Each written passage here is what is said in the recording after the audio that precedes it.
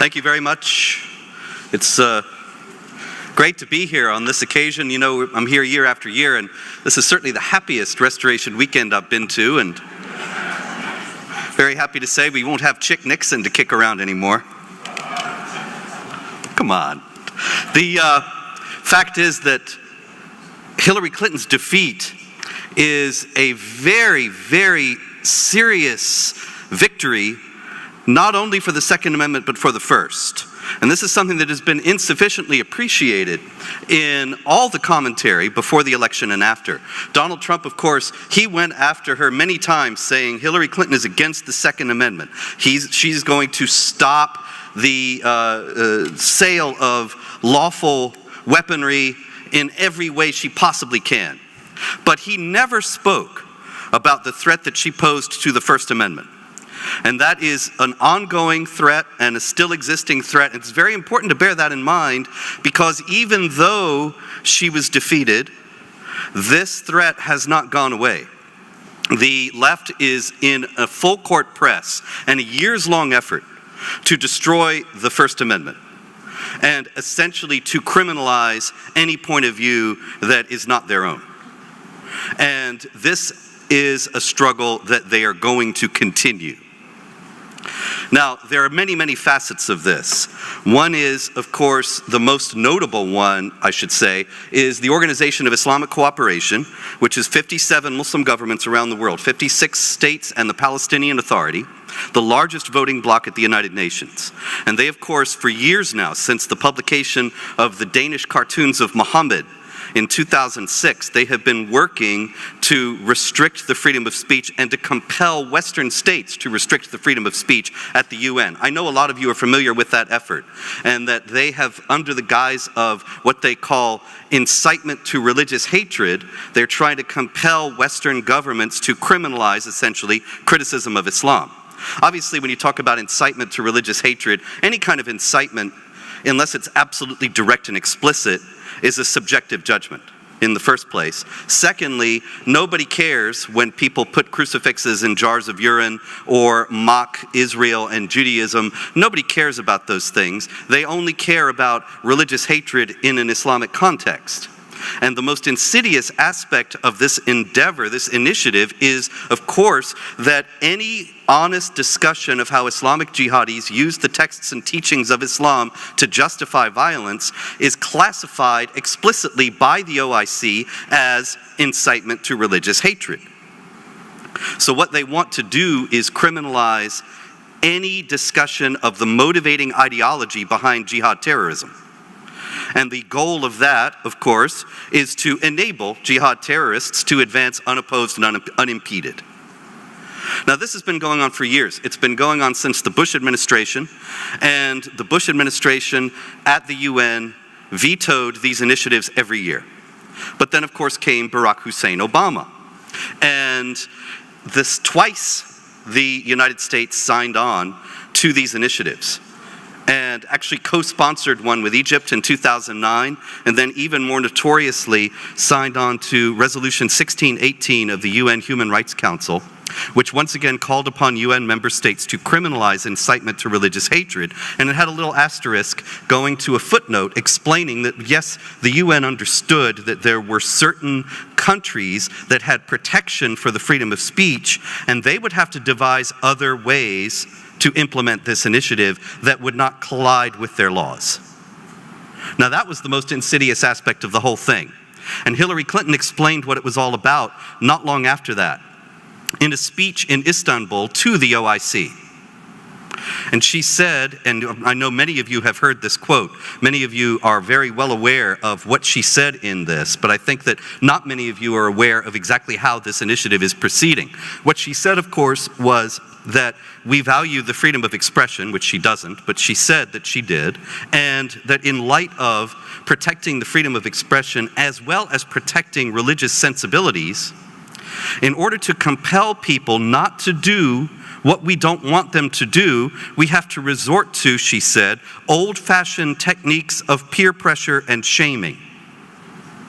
Old-fashioned techniques of peer pressure and shaming. You remember when she said that? This is exactly how the Western media has proceeded. in order essentially not to criminalize, but to rule out of the realm of acceptable discourse any honest discussion of these issues. What happened to Oleg in his presentation just now is actually a case in point. He's not facing a felony charge for using the wrong kind of glue. Come on, we weren't born yesterday. We know that if he had been putting up posters for the Palestinians, there would have been no problem at George Mason University. But because he was putting up pro-Israel posters from the David Horowitz Freedom Center, suddenly all these rules about glue kick in and he goes to jail. Now what it is peer pressure and shaming is essentially a strategy that makes it impossible for us to discuss these matters because of exactly that kind of bias and favoritism. Only one point of view is acceptable, and any other point of view is something that we're going to be shamed out of. You can just think about how many times Trump supporters were mocked, ridiculed. I read a piece by Paul Berman from December 2015. I reread it a few months ago. I recommend that you find it and read it. It was in Tablet magazine. And he explains how Trump gives his poorly educated, redneck, racist supporters permission to hate. Now, what is that but peer pressure and shaming? People read that in Tablet and they think, oh, well, I don't want to be one of those. I don't want to have permission to hate. I don't want to be a racist redneck yahoo. And so they're shamed out of, or the objective, the goal is, I would hope that nobody was fool enough to read that and think, oh, I better not support Donald Trump. But the goal of it was to shame his supporters out of it. And this is something that goes on, it manifests itself in all kinds of forms. One of course, the primary vehicles for this peer pressure and shaming is the whole concept of hate speech. Now, hate speech, really, it's pretty straightforward. If somebody is speaking hatefully and saying that you're a terrible person, you ought to be killed, you ought to be beaten up, well, that's pretty hateful. But hate speech as a concept, hate speech as something that ought to be a consideration in determining who gets a platform and who doesn't, is an entirely spurious fiction, an invention of the left in order to silence those with whom it disagrees, in order to silence us. That's what hate speech is all about. I was speaking a couple years ago at Cal Poly University in San Luis Obispo, wonderful little town, and very nice crowd, and some very good questions during the presentation. At one point, I said that there was actually restriction on the freedom of speech on the Cal Poly campus, and people said, "What? No, what are you talking about, you racist, bigoted Islamophobe? That's not true." And I said, well, take me as a case in point. I've written all these books. I've written a biography of Muhammad. I've written a guide to the Quran, several studies of jihad from various angles. I guarantee you, I said to the students, that the point of view that I represent is not discussed in your classes on Middle East studies or Islam. And if it is only discussed in order to be dismissed, if not reviled outright. And a young lady said, oh no, you're wrong. We did discuss your books. We did discuss your work in a class that I just took. And I said, oh, that's very interesting. What was your conclusion? And she said, hate speech is not free speech. That was the first time I heard that. You ever heard that? Hate speech is not free speech.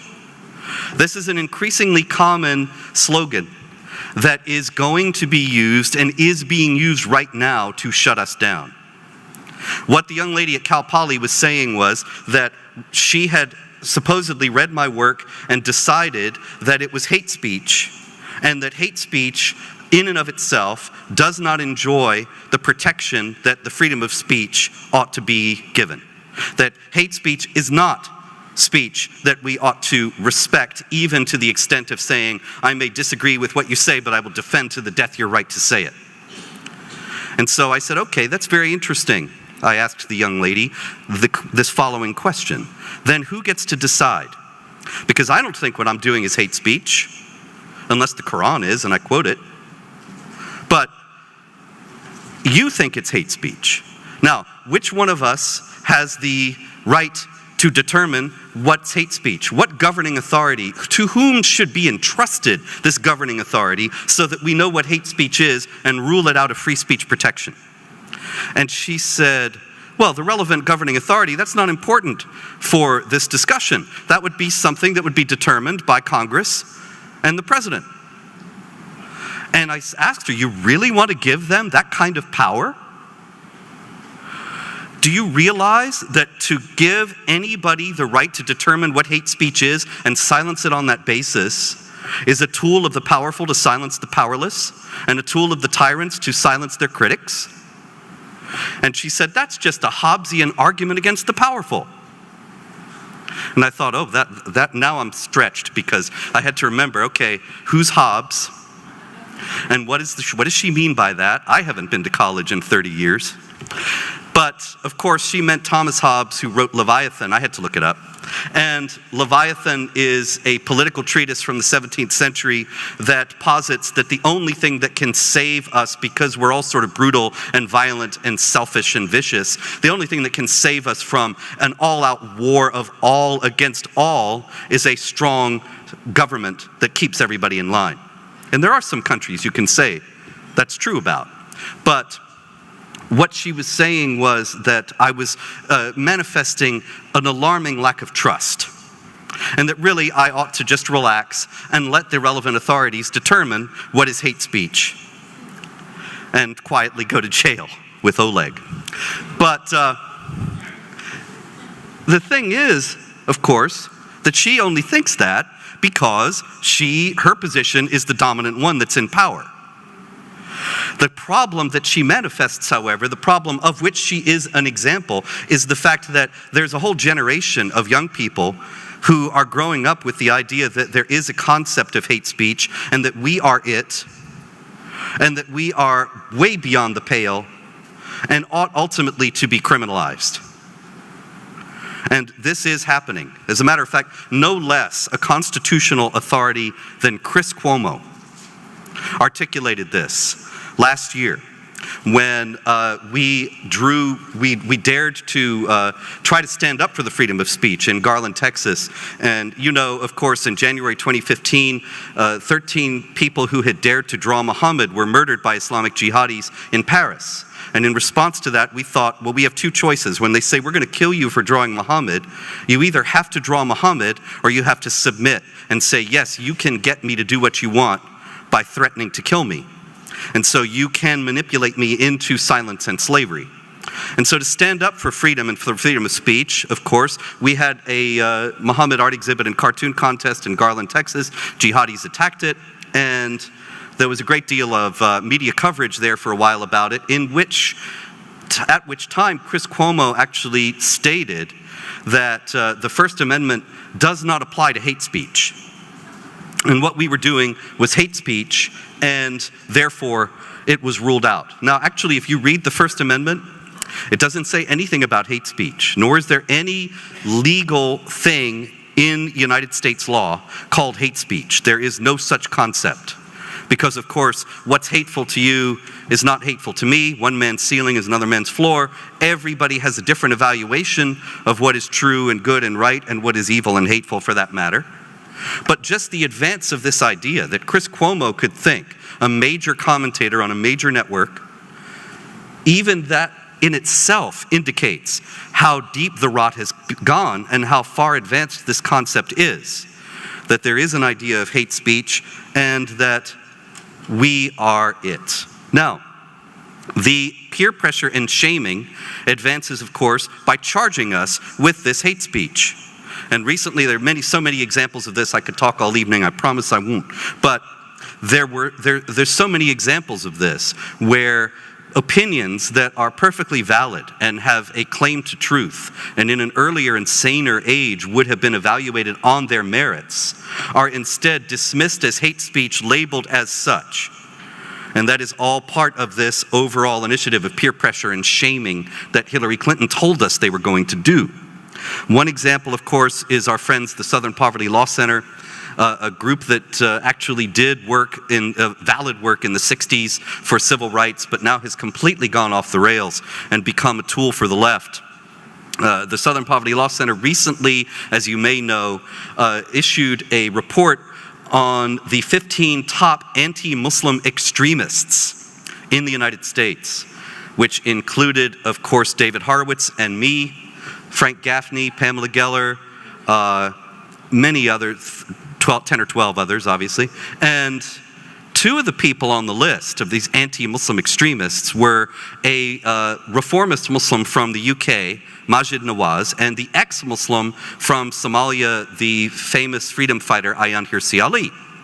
Now, this made this all very interesting because, you know, Frank and David and I and the others, we're used to being defamed in this way.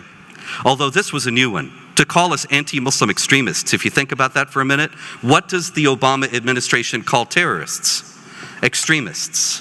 Their whole program to fight jihad terrorism doesn't say jihad or Islam because that's forbidden in the Obama administration. It's called countering violent extremism. So to call us extremists, the SPLC is saying we are terrorists. We are the equivalent of Baghdadi, the ISIS caliph, and Osama bin Laden, and al-Awlaki, and all the rest of them. We're just the flip side of the coin. Now, actually, it's true. David and I do plan to fly a plane into a high-rise building later on tonight. But in the meantime, I do think that that is an absurd categorization. But what happened in the wake of this was that Maajid Nawaz, in particular, because he is very prominent on the left and particularly popular among the atheist critics of Islam and jihad, Sam Harris, Richard Dawkins, and so on, the atheist spokesmen who have actually spoken out about Islam, there was a petition to get Maajid Nawaz and Ayaan off the list. And of course the implication was it was perfectly fine for us right-wing racists and bigots to be on it, but now they had crossed the line. Now there was a certain touching naivete to this. You see, these supporters of Maajid Nawaz and Ayaan Hirsi Ali were thinking, well, those 13, those terrible deplorables, they belong on the list. But our friends, they don't. These people, now they're just unjustly maligning Maajid Nawaz and Ayaan. They're taking their statements out of context and misrepresenting them. They are claiming guilt by association, indicating that they have associations with unsavory types, and they're questioning their motives and so on. Well, what do you think happened to the rest of us? This is just what the SPLC and these other groups, its allied groups, have been doing to us for years. It's exactly the same thing. It's all been a large-scale effort at peer pressure and shaming, making it so that we're toxic, so that nobody else wants to speak out in the same way because they don't want to be toxic. And the whole idea of speaking out is stigmatized so that everybody is mute and silent as the jihad advances. It's very well thought out. I really got to give him credit. It's a very skillful plan. It's very clever and very imaginative and deeply evil. But one thing, you know, there's always a silver lining, and the uproar about Maajid Nawaz and Ayaan being included among us anti-Muslim extremists, it woke up a lot of people who I think had no idea that the SPLC is just a propaganda machine. But it is part of this propaganda machine that is working to extend the peer pressure and shaming to every honest critic who explores the motivating ideology of the jihad terrorists. And so we see it in all kinds of contexts, quite aside from the Southern Poverty Law Center. We even see it at ESPN. Now, ESPN is where I go when I want to not think about this, but it intruded even there. Of course, you probably know that Curt Schilling, the great baseball pitcher, was, after his pitching years were over, he joined ESPN as a analyst, a sports analyst of some kind. I guess he probably talked about baseball. And Curt Schilling actually is a conservative. He now has a conservative talk show in the Boston area. And he's got very sound views on pretty much everything, as far as I know. And he actually dared to tweet out on his Twitter account some statements about Islam. Most notoriously, one where he said, "You say that only a tiny percentage of Muslims are jihadis. Well, only a tiny percentage of Germans were Nazis. How did that work out?" For daring to say that, he was suspended. For saying other things that were outside the realm of what is acceptable, he was ultimately fired by ESPN. So apparently, in order to talk about baseball on ESPN, you have to have the right opinions or you will be shamed out of your job. And the wrong opinions are, of course, the ones that probably most of us here hold today. It is now it's being taken for granted that we represent hate speech, and it's being extended into every aspect of society. The ultimate goal, of course, is to make everyone afraid to hold these opinions, because everyone will be afraid of losing the job, of being stigmatized as a racist and a bigot and so on. I mean, of course, we're so used to this. We've heard ourselves called this for so many years, but it has never been so far advanced into the mainstream. It is a tremendous blow to this whole initiative that Donald Trump was elected president.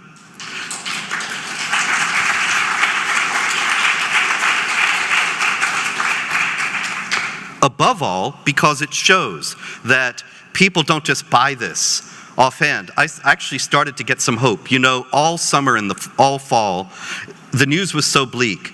The polls were so bad. And Hillary was saying, "Why aren't I ahead by 50 points?" And everything was so bleak, but I saw one thing that made me just dare to hope that things might turn out better. And that was that trust in the media was at the lowest point it had ever been since anybody started keeping track of this sort of thing. And so while they are working to shame us and to apply peer pressure to silence us, and while they are working to label what we do as hate speech, more and more people are waking up to it. And 60 million of them did not buy it and voted for Donald Trump. And so, what we have now, however, is a president of the United States who commits hate speech and is subject to peer pressure and shaming. And it's an extraordinary position, because after working so hard to delegitimize half of the American electorate and half of the spectrum of opinion that Americans legitimately hold, now that opinion is in power against their best efforts. Now things are really going to get interesting. And one of the best things, actually, that's come about in this election cycle, besides the election of Donald Trump, was also the WikiLeaks exposure of just what the media really is. And that's one of the reasons why the trust in it is so very low. Because, you know, we grew up, I remember my father yelling at Walter Cronkite. Walter was not in the room, he was on the screen, but it was just what he was saying.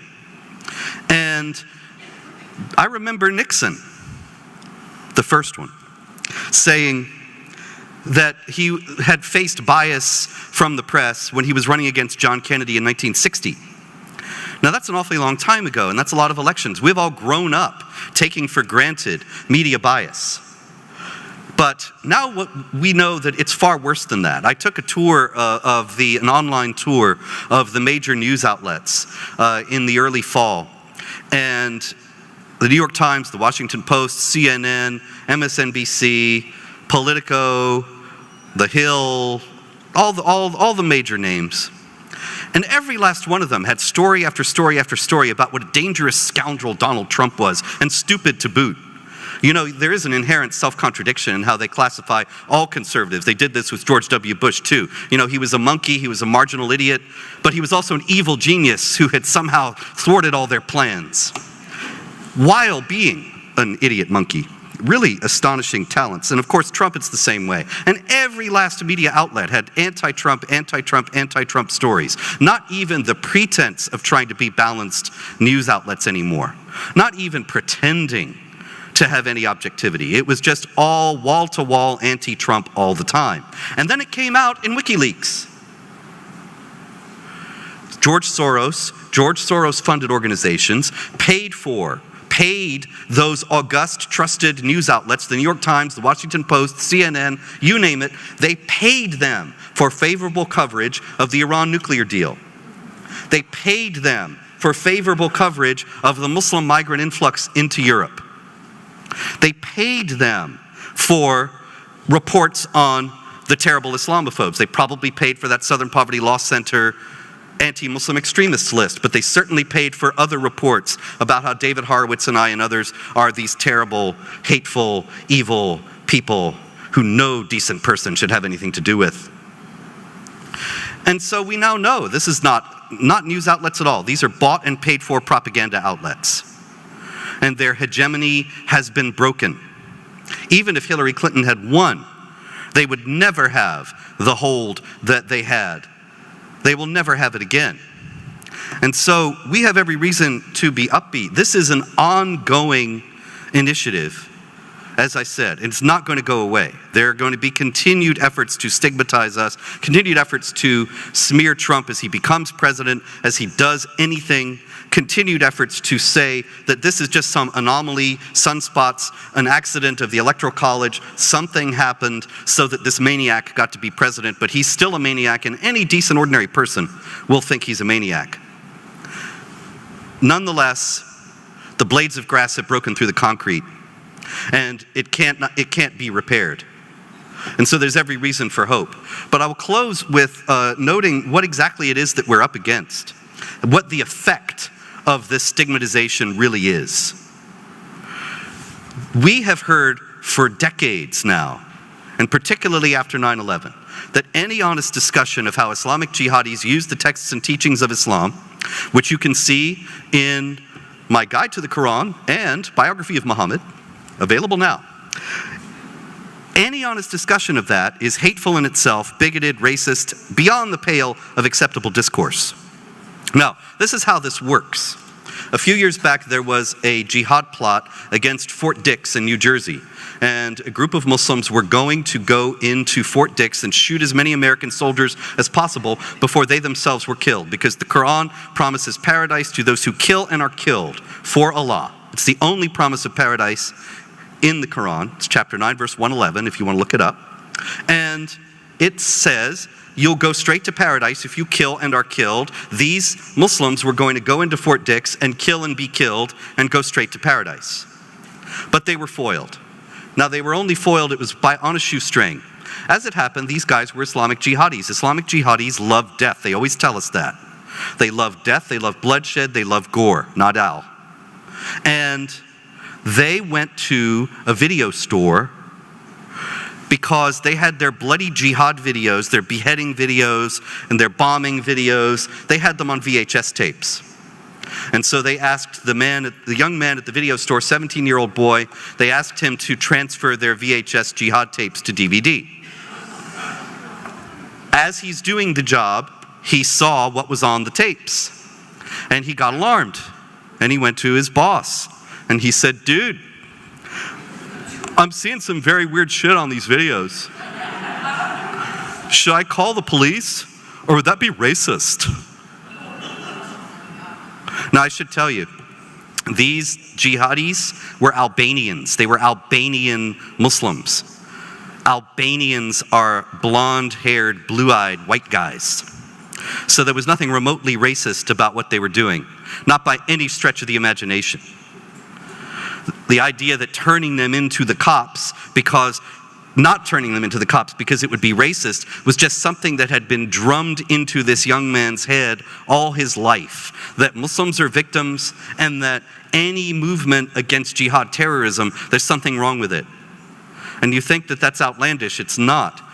The very successful program of surveillance in Muslim communities, a completely legal program that had been challenged in court and held up to the challenge, in New York City, it was shut down by Mayor de Blasio on the grounds that it was hateful. Now, what's hateful about trying to defend ourselves against these people? If you think about it, you know how Trump is Hitler because he wanted to he had proposed a temporary moratorium on Muslim immigration. Now, you may recall the real Hitler in 1940, he banned the emigration of Jews so that he could kill them.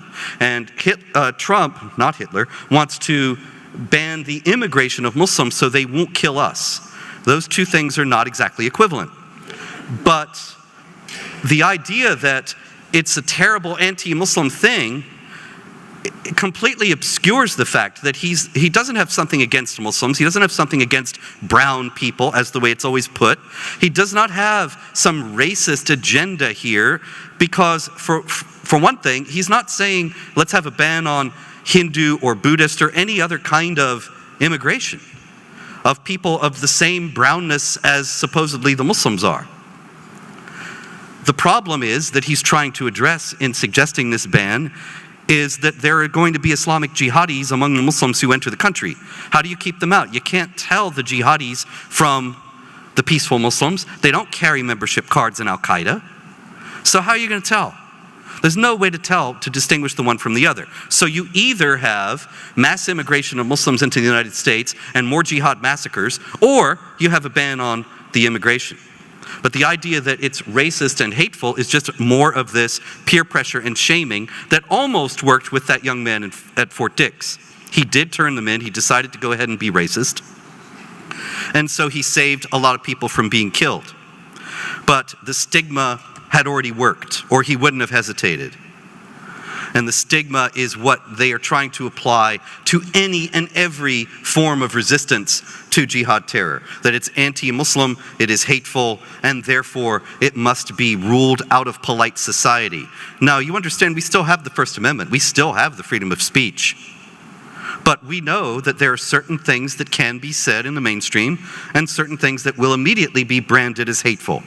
And that is how Hillary Clinton's program of peer pressure and shaming works just absolutely so well, and is going to continue to do so, unfortunately, despite her defeat. The upshot is, however, that we do have every reason to be optimistic, not just with Trump's election, but with the breaking of the stranglehold of the mainstream and the possibility that truth might now actually even break through somewhere like CNN. I'm not counting on it. I suspect that these great news conglomerate industries will go out of business before they would moderate what they're doing. But the people have had enough, and that is our hope. What we have is an ongoing struggle that we have to be very aware of and resolute in whatever fashion that we can be in our own sphere in life to resist and to identify this as an insidious attempt at the peer pressure and shaming to stigmatize what is a legitimate point of view and indeed a necessary one for our common defense. And because ultimately we do have the truth on our side, we know that we will, in the final instance, be victorious. Thank you very much. Robert, could you tell us how do you undo Resolution 1618 that has been signed by Hillary Clinton?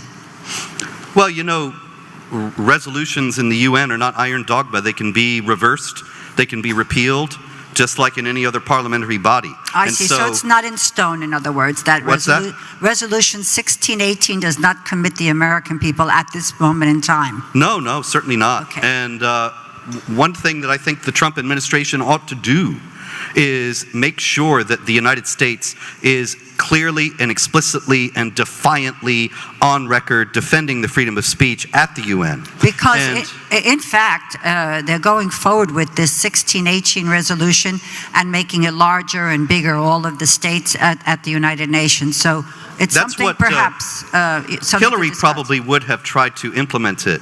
All you needed was a ninth justice who was a foe of the freedom of speech. The 4 left justices on the court right now have all gone on record saying they would be in favor of various kinds of restrictions on the freedom of speech. And one more thing. And so all you needed was one more. We really dodged a bullet here. All you needed was one more to say hate speech is not free speech and does not enjoy First Amendment protection, and actually codify that in a Supreme Court decision, and the First Amendment would have been dead. One more question. There's 1.7 billion Muslims. According to your very, very thorough research, what percentage would you say of that 1.7 billion are a threat to the world? Are a threat to the world? Yes, to our way of life, to the Western world. There's no way to answer that question. But just off the top of your head. The reason why is because the teachings about jihad warfare against unbelievers and subjugating them under the rule of Islamic law, which denies the freedom of speech and the freedom of conscience and equality of rights of women and so many other things. All that is in Islamic law. It is not negotiable. It's not some extremist opinion. It's basic, mainstream, ordinary Islam. Those who tell you otherwise are lying. Now, that said, does every Muslim believe that? Is every Muslim bound to carry those things out? No, absolutely not. Just like in any other religious tradition, there's some people who are very serious about it and some people who aren't. And every shade, every gradation in between. So you have, in the Catholic Church, contraception is illegal, is immoral, according to the Pope. But surveys show most Catholics practice contraception. Does that mean that the Catholic Church does not teach that? No, it really does. But most Catholics don't pay attention. Now, in Islam, it's the same thing. Does Islam, in all its various sects and forms, teach jihad warfare against unbelievers? Yes. Does that mean every Muslim is a jihadi? Absolutely not. Many, many Muslims don't know about that, don't care about that, are never going to put it into practice. They would rather live a comfortable life than go blow themselves up. But they're not going to lift a finger to stop the guys who are blowing themselves up, because they know that it's in there. Who has the mic? I do. This is a question I wanted to ask Ann Coulter, and I probably would have gotten a funny answer, but I'd actually rather ask it to you, which is, what would you like to see happen to the UN in a Trump world? I'd appreciate your perspective on that. What would I like to see happen to the UN in a Trump world? Was that the question? Well, can you imagine the mushroom cloud?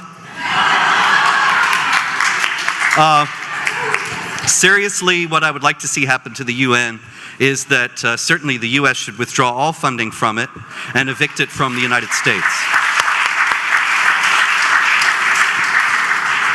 We can't shut it down because there are a few other countries in it, but we can keep it out of New York and the United States in general. They can go to Geneva and they can raise their own money. It's a propaganda arm for the global jihad, for the OIC. It's a propaganda arm to hit Israel above all. And so we have no business allowing our ally to be subjected to this or to continue with this pretense that it's something that actually brings anything good to the world. It doesn't. Carl. Robert, thank you. I first of all want to thank you profusely for all of your efforts in the cause of freedom. Thank you. Your courageous efforts. Thank you. Now, could you kindly explain or expound upon and assess the following two assertions that we hear all too frequently? One of them, we are not at war with Islam. And the second one, the ideology of takfirism is an existential threat to the United States. Well, the ideology of takfirism is kind of an incoherent thing to say, because takfir is the practice of one Muslim group declaring that another Muslim group is not Muslim and can therefore be killed as heretics or apostates, because heresy and apostasy carry the death penalty in Islam. So many of the groups that are more entrenched in holding on to their wealth and power, like the Saudi government, the Iranians, they declared groups like Al-Qaeda. They call groups like Al-Qaeda and ISIS takfiris, which means these are the people who are saying that the rest of us are not Muslims and trying to kill us. But that doesn't mean that, of course, the Saudis or the Iranians say it because they're Shiites, and the Al-Qaeda and ISIS people are Sunnis. But in any case, nobody should get the idea that the takfiris, or that is Al-Qaeda and ISIS and the other jihad groups, are the only people who hold to the view that there should be warfare against unbelievers. This is, as I said, standard Islam. Kill them wherever you find them is 3 times in the Quran. Chapter 2, 191, 489, and 95, if you want to look it up. Chapter 9, verse 29 says to wage war against the Jews and Christians and subjugate them as inferiors under the rule of Islamic law, paying a special tax. All these things are in basic Islam. So if somebody says that it's just these takfiri groups, Al-Qaeda, ISIS, Boko Haram, Abu Sayyaf, and so on, that practice this, that's just completely false on the face of it. It's taught by all the mainstream sects of Islam. And the first question, we are not at war with Islam, that also is sort of a false statement. I mean, we're not at war with Islam, but large portions of Islam are at war with us. And the Muslims who are at war with us, they point to the Quran and Sunnah, the example of Muhammad, to justify what they're doing and make recruits among peaceful Muslims. And unless and until we recognize that, we're never going to get anywhere. The Obama administration in 2011 outlawed any honest discussion of the motivating ideology of the terrorists. It actually is forbidden. If you joined the FBI today, which I would not recommend, maybe when Trump is in, but not right now. If you join the FBI today and you say, I want to go into counterterror, you will not learn anything about Islam, anything about jihad, even though that is the largest global threat the US faces. You will hear about right-wing extremists and militias and constitution groups, but there is official policy of the Obama administration, no mention of Islam and jihad in connection with terrorism. The upshot is that our agents are completely unequipped to deal with what they are seeing with the jihadis. You can't defeat an enemy you don't understand. And they get the intel about these people and they don't know what it means. The Tsarnaev brothers who blew up the Boston Marathon, Russia reported them to the FBI. They said these guys, actually Tamerlan, the older one, he went to jihad groups, he joined jihad groups in Dagestan. Now this was right around the time that the FBI, under orders from John Brennan and Obama, were erasing all mention of Islam and jihad from counterterror. So they get the intel from the Russians that says these guys joined jihad groups right when the United States is binding itself as official policy to the idea that jihad is benign, nothing to worry about, nothing to be concerned with. How could they possibly have followed through on that intel? It went against the stated policy of the administration, and so the marathon blew up. And so we have to understand that Islam, to a tremendous degree, is at war with us. And that if we don't realize that, it's just going to get worse. But of course, Trump, he made a big deal during the campaign of the fact that he would say that there was a threat from what he called radical Islam. It's actually mainstream Orthodox ordinary Islam. But even saying radical Islam after these 8 years of denial and willful ignorance is refreshing. And one would hope that he will change the institutional culture in the FBI and the CIA and Homeland Security and all the rest of them. It's drastically needed. Who has the mic? Yes, sir. Hi, so I go to a high school where 99% of the students, their parents are lobbyists or work in government. I guess you could say I live in the swamp. So I recently wrote something reflecting on the results of the election, and as you could probably imagine, it was pretty positive. And also, as you can imagine, I received a slew of peer pressure and shaming, as you'd say. I was told that Trump validates the KKK and white supremacy. And I said no, the only reason they latched onto the campaign is because of the media's lies and character assassination that told everybody that Trump was racist, even though that's not the case. However, what other advice would you give to someone like me who lives in the midst of all those people to defend myself against such claims? I think that mockery is awfully undervalued. And that there's a tremendous potential for it, particularly on college campuses.